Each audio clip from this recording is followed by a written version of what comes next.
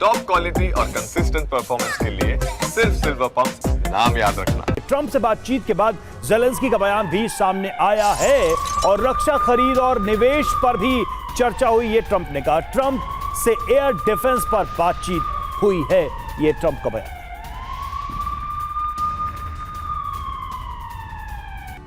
तो ट्रंप से जो बातचीत हुई उसके बारे में बयान ज़ेलेंस्की जारी कर रहे हैं। एक चीज तो बहुत साफ है कि ट्रंप दोनों से बातचीत कर रहे हैं। अब दोनों को कितना ट्रंप पर विश्वास है, यह सबसे बड़ा सवाल है। ज़ेलेंस्की के साथ जो व्हाइट हाउस में हुआ वो दुनिया ने देखा और पुतिन के साथ सारी बातचीत के बाद भी हथियारों की सप्लाई यूक्रेन को मिल रही है। तो यह भी एक सवाल है कि आखिर पुतिन से किस तरह की बातचीत कर रहे हैं। देखिए, यूक्रेन को पैट्रियट सिस्टम की जरूरत क्यों है, क्यों बार बार कह रहे हैं ज़ेलेंस्की कि उन्हें और हथियार की जरूरत है, एयर डिफेंस सिस्टम की जरूरत है।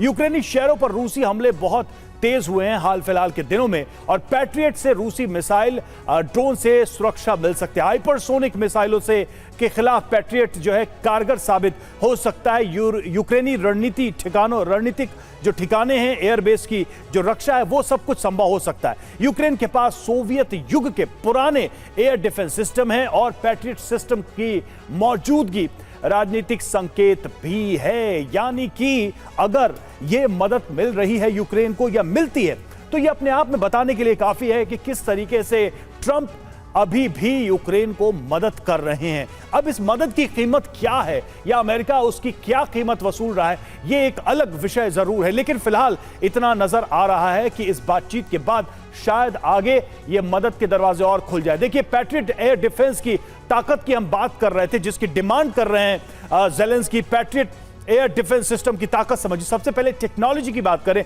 PAC-3 की टेक्नोलॉजी हिट टू किल यानी तबाही, यानी सीधे सीधे अपने टारगेट को खत्म करने की शक्ति है। रेंज की बात करें, 70 से 160 किलोमीटर इसकी रेंज है अपने टारगेट को हिट करने के लिए।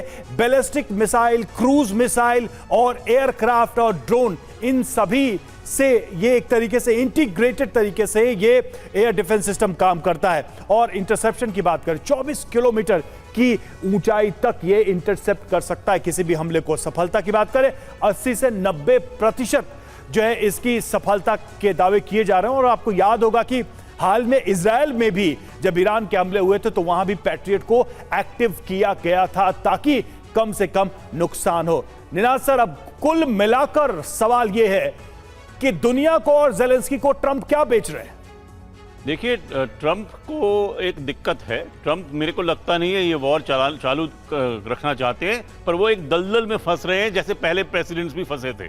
उनके पास, देखिए, मागा का मैंडेट क्या था? America first. उन्हें पूरी दुनिया से लेना देना कम करना है, अमेरिका से लेना देना ज़्यादा करना है। उन्होंने कहा था 24 घंटे में हम वॉर सॉल्व करेंगे। आइसोलेशनिज्म यानी अकेलापन अमेरिकन पॉलिटिकल साइंस में, पॉलिटिकल थियरी में और पॉलिटिकल प्रैक्टिस में एक बहुत बड़ी चीज़ है।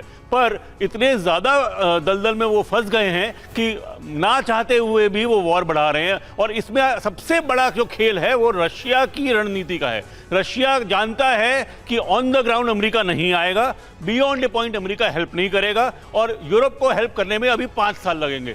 इसके बीच का जो दायरा है उसमें वो रशिया 3 चीजें कर रहा है। पहली बात आपने देखा कि खौफनाक अटैक, खौफ करने के लिए, कोई स्ट्रेटेजिक पर्पस के लिए नहीं, बार बार ये मिसाइल अटैक खौफ फैलाने के लिए हैं, क्योंकि ग्राउंड पे वो अब जीत रहे हैं। मेरे को लगता है इससे पहले आप केमिकल वेपन्स की बात करें थे, उसकी जरूरत ही नहीं है रशिया को। अगर आप देखें तो पिछले 2 महीने में उन्होंने हर हफ्ते 40 किलोमीटर गेन किया है। तो रशिया इस वक्त ऑन द मार्च है। The red army, the Putin army is on the march. उस मार्च को रोकने के लिए थोड़ा बहुत तो ट्रंप को करना ही पड़ेगा, पर वो उससे ज्यादा नहीं करना चाहते और ट्रंप अब दलदल में फंसते जा रहे हैं जैसे पहले प्रेसिडेंट अमेरिका के फंसे थे। ठीक है, यानी कि इसका नतीजा क्या होगा जो आप बोल रहे हैं कि ट्रंप अब दलदल में फंसते हुए नजर आ रहे हैं? क्या जो युद्ध है जिससे कभी ट्रंप कुर्सी संभालते रोकने की बात कर रहे थे कि और हालात खराब होंगे?